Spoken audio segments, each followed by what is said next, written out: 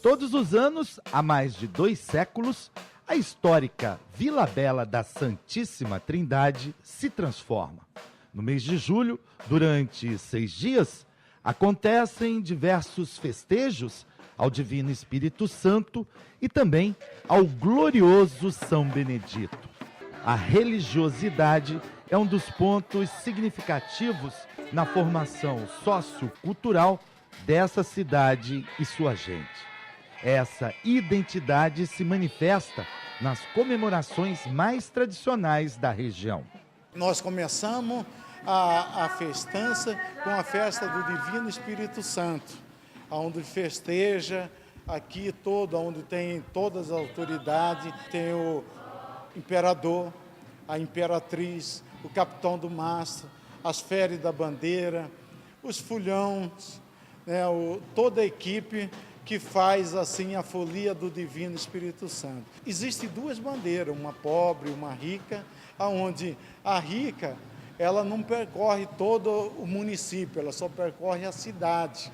A pobre ela peregrina toda nessa grande caminhada para assim adquirir donativo para a realização da festa. No segundo momento, nós temos a festa do glorioso São Benedito. Ele mexe com toda a população, porque a maioria é negra, tem a sua origem, quando mexe com isso, lembra dos seus antepassados, seus avós, no qual viveu um momento assim tão especial dessa festividade, que vivia. Aqui o povo era ribeirinho, morava na beira do rio, e lá, quando era no período da festa, eles deixavam todinho aquelas coisas que os pertencem lá, a roça, a sua casa, as suas criação, vinha para cá de remo na canoa, chegava assim e dizia assim, tudo ficou lá por conta de São Benedito, aquela fé, aquela crença, aquela tradição que via.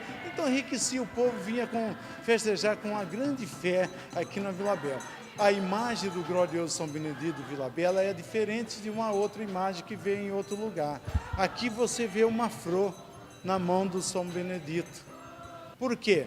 É uma imagem que ele realizou, que ele, como ele era cozinheiro, escondido dos seus patrões, ele foi levar uma marmita para as pessoas que menos desfavorecido, que estava escravizado, que não comia as comidas, comia um resto, migalha de comida, e ele foi levar. E nesse momento que ele foi levar a marmita de comida para o escravo, ele encontrou com um do seu superior, e aí apresentou a milagre de Deus. Apresentou, em vez dele enxergar uma marmita de comida, ele enxergou uma rosa. Por isso até hoje nós vivenciamos esse grande momento. Por que comida em Vila Bela? Já foi questionado.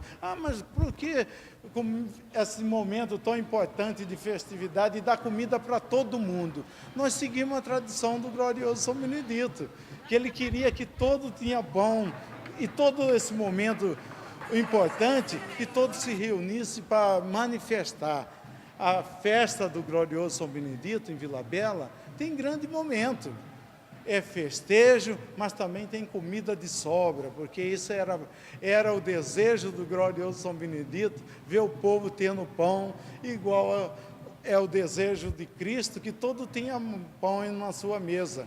Para entender melhor essas manifestações do patrimônio imaterial de Mato Grosso, é preciso voltar ao século XVIII, quando tratados foram rompidos e outros criados. Foi nesse período que a coroa portuguesa, estrategicamente, amplia a sua dominação e constrói à margem direita do rio Guaporé, no oeste do estado, a primeira capital da província de Mato Grosso. Os bandeirantes de São Paulo, Sorocaba, em busca de aprisionar índio e procurando ouro, eles entraram aqui na região central, que eles estavam habitando mais na parte no litoral, né? Mas com a época os bandeirantes de São Paulo foram penetrando, porque eles eram muito ambiciosos em conquistar o ouro, fazer grande negócio, madeira não, mas ouro, índio, né, que eles pegavam e traziam o índio. E logo em seguida também já começaram a fazer comércio dos escravos também, que traziam para vender. Então era aquela ambição, aquela pensamento de adquirir fortuna com as coisas que era do comércio, o interesse do continente novo, essa terra de Santa Cruz, né? Em 1730, 32 por aí, começou a decadência do ouro de Cuiabá.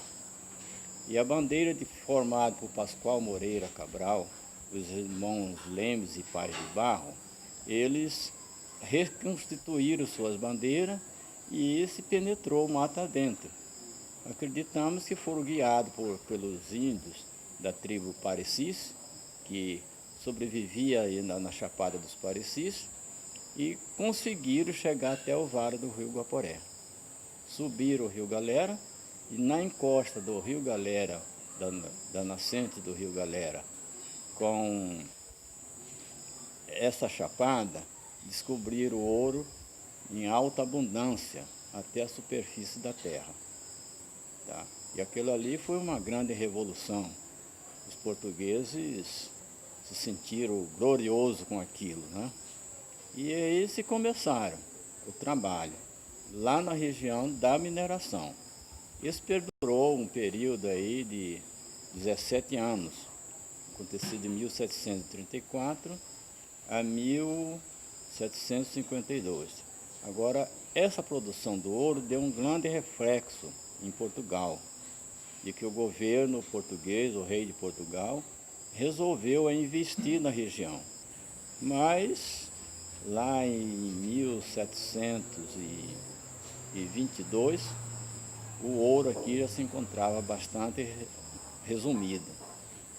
Já havia necessidade de vir, vamos dizer, recursos de Portugal para manter a elite aqui na sede. Um outro ponto importante vocês saberem que os escravos ele tinha em duas escalas. Tinha os profissionais, que se chamavam de mão de obra classificada. Esses foram as pessoas construtores aqui da sede de Vila Bela. Construção, isso que hoje não dá nem de acreditar como que era feito, né? De barro, de taipa, mas encararam esse trabalho, sem dúvida nenhuma. Era a grande intenção do governo esse ponto foi escolhido justamente um ponto estratégico para barrar a penetração dos espanhóis e que vinha aqui de Santa Cruz e que provavelmente eles tinham conhecimento. E com o Tratado de Tordesilhas, aqui pertencia também já para a Espanha, que eles entraram na frente, conquistando toda a região, né? Eles já tinham ciência também desse ponto da mineração aqui. Ali o ponto São Francisco, São Vicente, Pilar, Santana, todos tinha núcleo de pessoas portugueses trabalhando. E era a mesma intenção também deles. Então, à margem do Rio Guaporé, aconteceu vários conflitos e, vamos dizer, até guerra na época, entre as duas partes. Mas os portugueses levaram vantagem. Foi nesse clima de disputa de poder e ganância pelas riquezas subterrâneas que alegravam uma corte falida e corrupta que surge aqui uma mulher forte, escrava rebelde, junto com o companheiro dela, cria o Quilombo do Piolho. Esse período em que era forte ainda a escravatura, eu levo como exemplo máximo a Teresa de Benguela, que para nós, enquanto mulheres de Vila Bela, nos dá a imagem da mulher guerreira, força, coragem e, acima de tudo, a líder. Muitas mulheres em Vila Bela se tornaram fortes, guerreiras e matriarcais, famílias matriarcais. Porque até então era patriarcal, era o que predominava.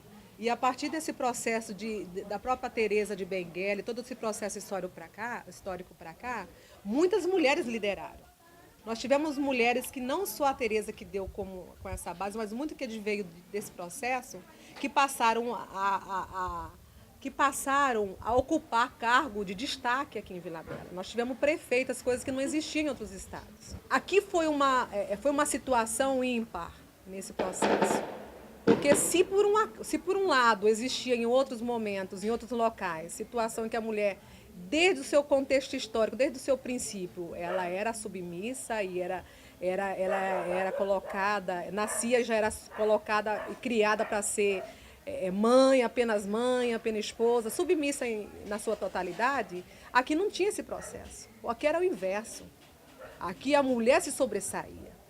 Quando não, se era tratada como iguais. O serviço bruto, o tratamento humilhante, os açoites, o tronco e o comportamento dos senhores exigiam das negras determinação e estratégias para aliviar as dores dos africanos.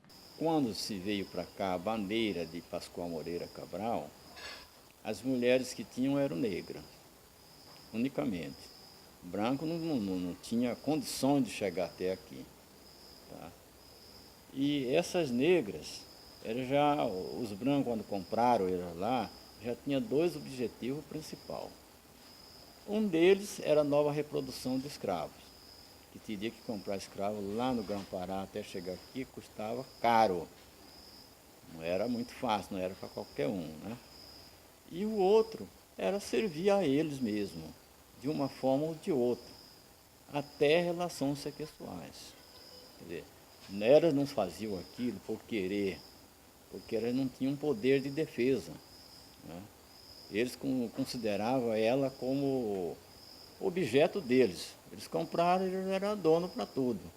E, no entanto, elas tinham até ódio sobre os fatos, mas não tinha como fugir.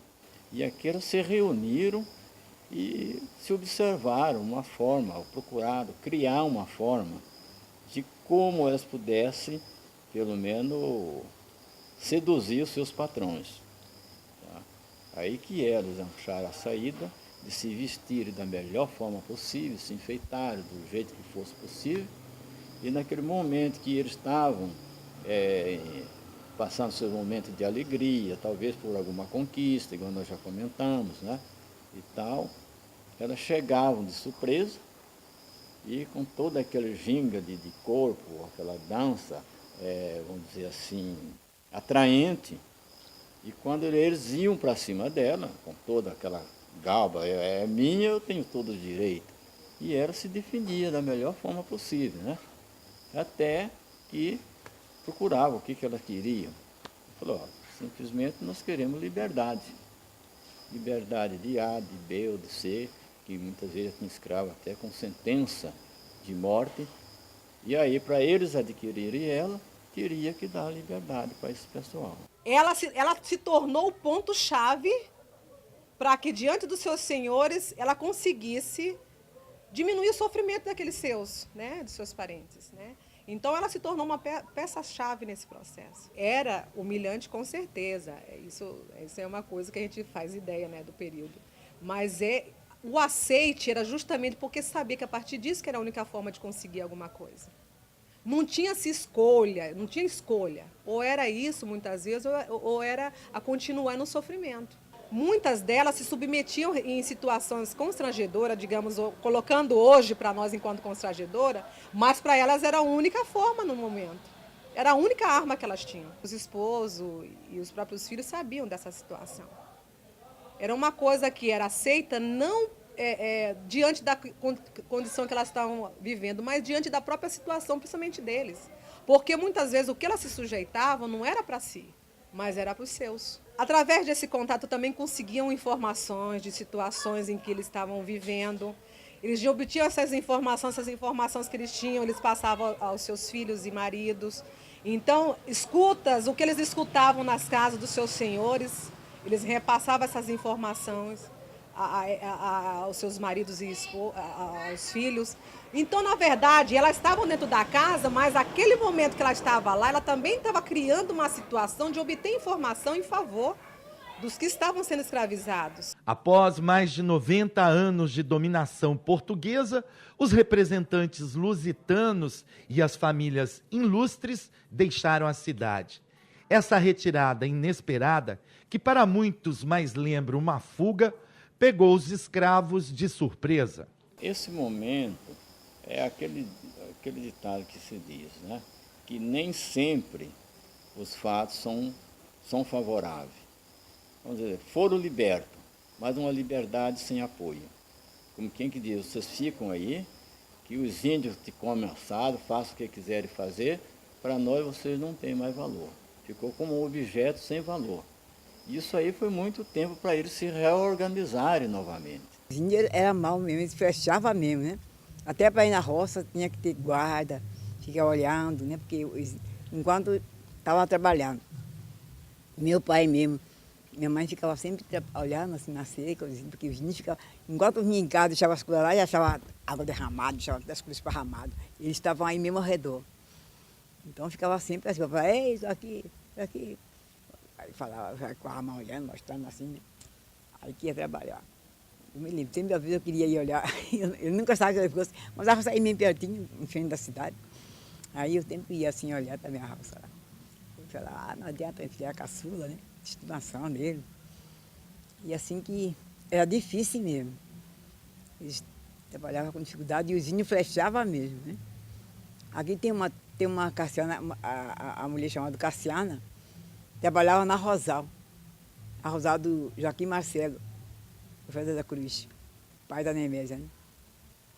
Então tinha muitas pessoas que iam trabalhar com ele, quase escravizado, porque ficava lá com só ele que tinha mais recursozinho, né? Tinha um comércio. E aí a turma ia trabalhava com ele lá. E a Cassiana estava lá, colhendo arroz na roça. E nisso o índio, ela para que atrasou um pouco, mas tinha saído e já veio a flecha em cima da mulher, foi na nádega dela, fechou ela. Essa comunidade negra que ficaram, mesmo sendo de etnias diferenciadas, eles foram obrigados, não por alguém, por uma necessidade de se unirem para poder ter uma força, ter uma sustentação contra os índios, porque os índios queriam a qualquer custo devorar essa comunidade mesmo. Com a permanência de padres na vila, o poder do rei de Portugal estava mantido. Foi nesse período que a Igreja Católica consolida a influência do Vaticano entre os negros. Dominadora dos direitos dos céus, exige que tudo